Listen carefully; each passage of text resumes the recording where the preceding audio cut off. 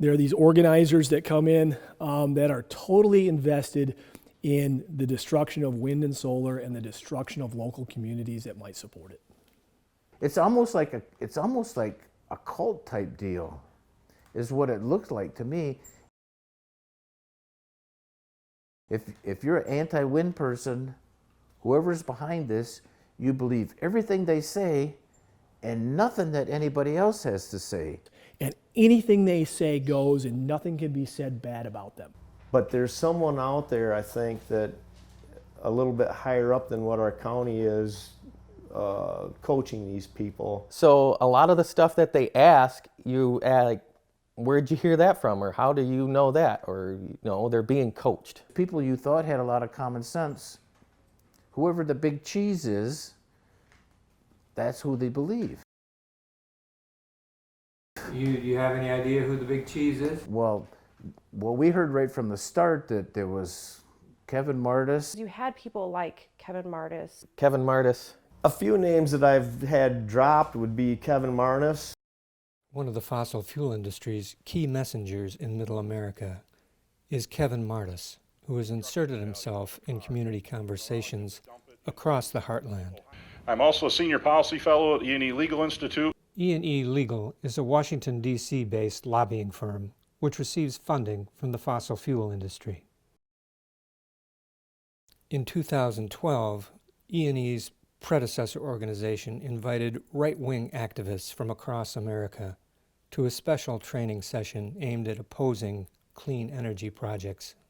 Among the attendees, Kevin Martis, who described himself as a real estate investor and contractor from Blissfield, Michigan, and listed among his goals seeking funding to lobby in the Michigan Capitol. E&E Legal is well known over the past decade for a campaign of harassment, intimidation, and bullying against scientists and academics around the United States, including NASA atmospheric physicist James Hansen and Malcolm Hughes of the University of Arizona. I think psychologically it has a somewhat similar effect to living in a police state. For his part, Mr. Martis denies receiving any compensation from the fossil fuel industry for his decade of extensive travel, testimony, social media advocacy, and public presentations. In fact, those who question Mr. Martis's credentials or motivations often receive threats of legal retaliation from an elite Detroit law firm. Recently, in a Facebook posting, Mr. Martis laid out E&E Legal's recipe for fossil fuel advocates who wish to influence or intimidate local, township, or county officials. He writes, "Your county commissioners will not be moved by facts. They will be moved by political fear. If your plan for success involves urging the county government to take steps that require some blend of courage and intelligence, you will lose." He goes on to emphasize fear as the most important tactic. Over the past 2 years, that philosophy of fear and intimidation has been deployed in Montcalm County, Michigan, in an attempt to block clean energy projects, both wind and solar. When people come up and poke their finger in your chest, and we have people come drive in our driveway and yell and scream at us. Did you ever feel personally threatened or? I did. Our township officials were threatened. There is still fear within our community. Time and again, when Mr. Martis becomes involved, formerly low-key meetings become settings for anger and division. In case after case, Mr. Martis's involvement in a community correlates with disrespect, disorder, and disruption. How about then just shut the hell up? It was Dave's original. I'll call a meeting.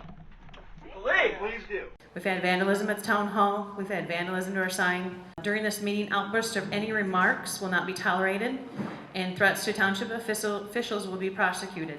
This here letter, it states to me, and then it says, then you must be one stupid blank idiot in a world where you're just a stupid blank farmer. He's a liar and a cheater, and he blanks everyone over. When people that you knew, friends and neighbors, turn into like a cult type situation. And maybe I'm not going to say that I'm 100% right, but it was very, very strange. In Montcalm County, Mr. Martis's followers adopted language with almost a religious tone.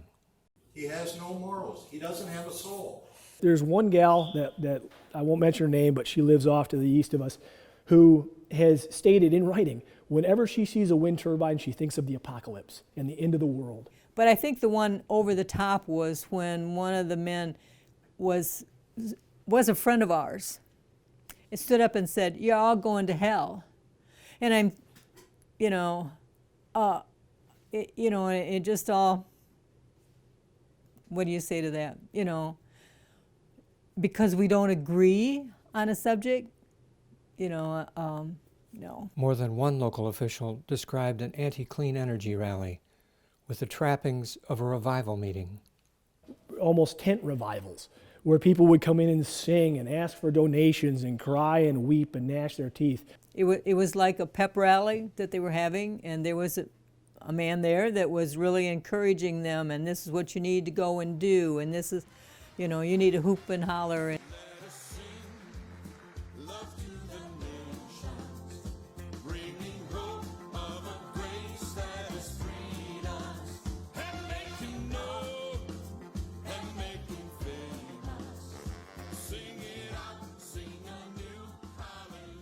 Some of those churches you go in and you're praising, like that's what it was. Let's praise. I mean, they put these people like Kevin Martis on this pedestal. Literally, it felt like being at a church and you're like, hallelujah, literally.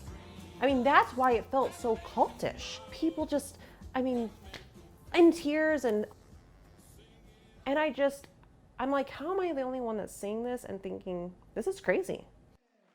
Sharing the stage with Mr. Martis at the Trufant rally was Michigan gubernatorial candidate Ryan Kelly. Wind energy is an absolute joke. Mr. Kelly gained notoriety a few months later after being arrested by the FBI and charged for his participation in the January 6th insurrection at the U.S. Capitol.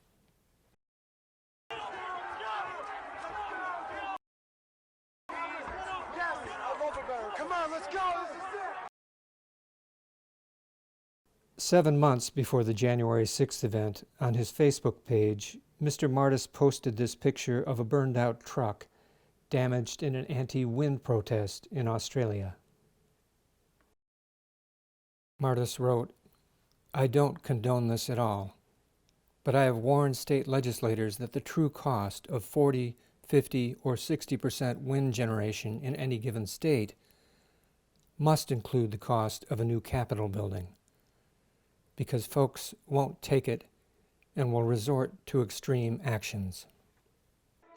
That same month, armed demonstrators entered the Michigan Capitol building in Lansing, angry, they said, because of public health measures related to COVID-19.